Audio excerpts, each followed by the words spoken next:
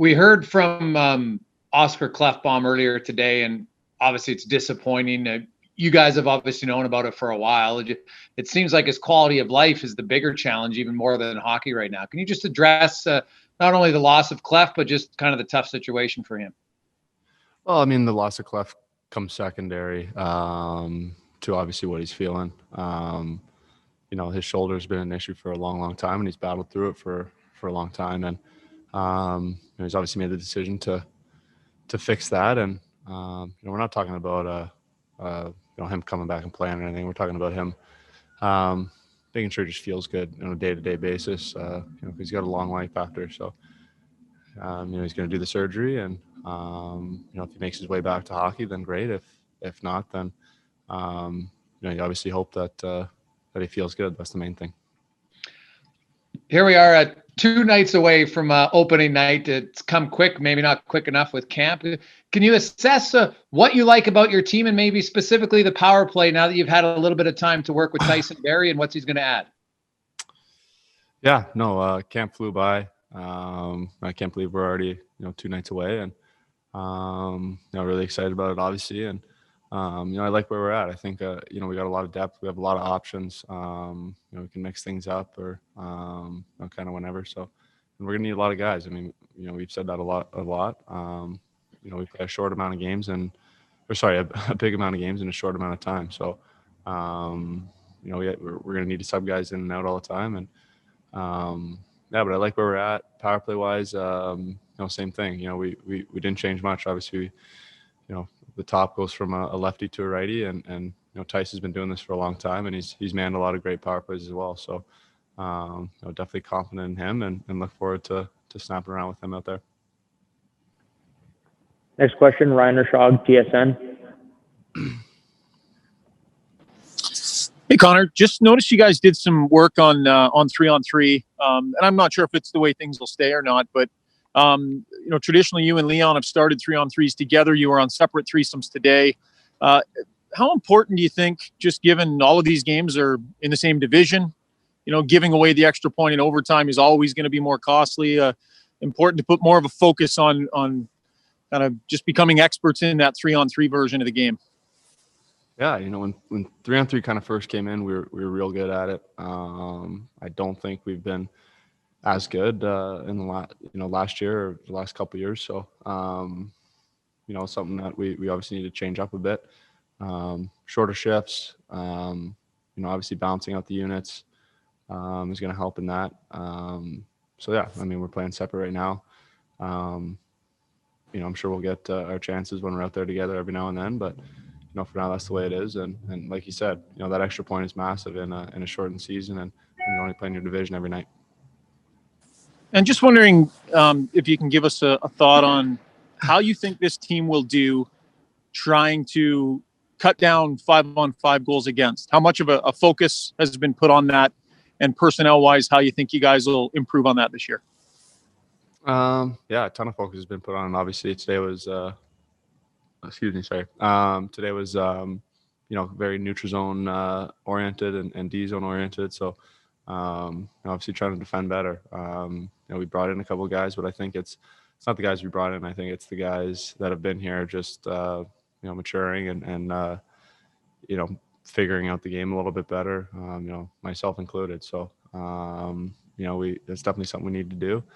Scoring goals isn't too much of an issue. We got to keep it out. Next question, Jamie Strachan, CBC. Hi, Connor. I'm just wondering if you can talk a little bit about your mindset heading into the season. Obviously, most of the country is locked down because of COVID. What's your thought on playing hockey during a pandemic, and do you and your teammates feel safe doing so, and do you feel right doing it? That's obviously a deep question. Obviously, I've touched on this before, but we're definitely not not lost on where the world's at and where our country's at. So we're definitely very lucky to be able to come in and continue to work and do what we love to do. And but at the same time, there's lots of people stuck at home, needing something to watch, needing something to follow, needing some type of normalcy. So hopefully seeing us out on the ice can bring that back to them. Do we feel safe? I mean, we get tested each and every day. We're in our own little bubble. We're doing our best to keep it out, obviously. Yeah, I think guys feel safe, but, we're always cognizant of knowing that it can come in the locker room, but we got to do our best to keep it out. But like I said, we know where the world's at. We know where the country's at, and we're very, very lucky to be able to come into work. Next question, Tony Brar, Oilers TV. Hey, Connor, just wanted to get your thoughts on Ryan McCloud. It appeared he was centering the fourth line today, and what you've seen out of him, because even during last training camp, it seemed like he was doing some things that helped stand out. Yeah, he's a guy that, just getting better and better. Last training camp, it was kind of a coming out party for him. He looked real good. Had a good year in the American League and has come back and looked good again. I think his time over in Europe did him well, as it did a lot of young guys around the league, and especially our young guys here in Edmonton. So, definitely took advantage of that time, and he looks good. And every time we get a photo of him or a video of him, he's always smiling. Does he ever stop smiling? Yeah, he's a happy kid. He brings a lot of energy to the room. That joy of playing hockey, brings an energy that, guys can feed off of. So, he's a guy that guys really like. He's a happy kid and brings a lot of that positive energy. Last question, Rob Chichkowski, Post Media.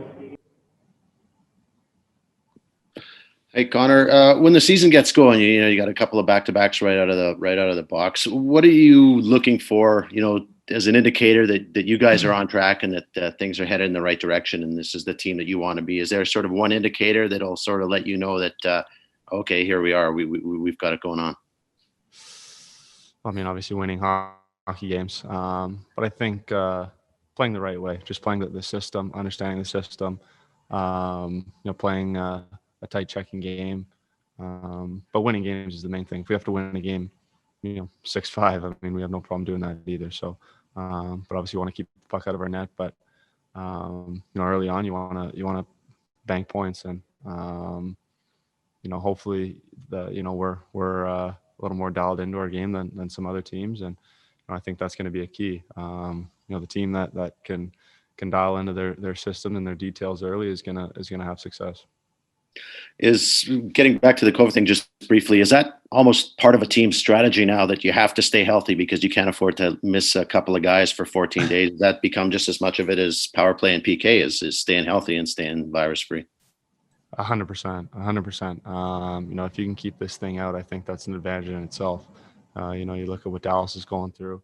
Now they're not able to have a training camp. They're going to come back and they're going to be a little bit behind. So being able to keep the virus out is absolutely massive. Massive for us, massive for our families. Obviously, we want to keep each other safe, keep the community safe as well. So, it's absolutely huge, both on and off the ice, to keep this thing out.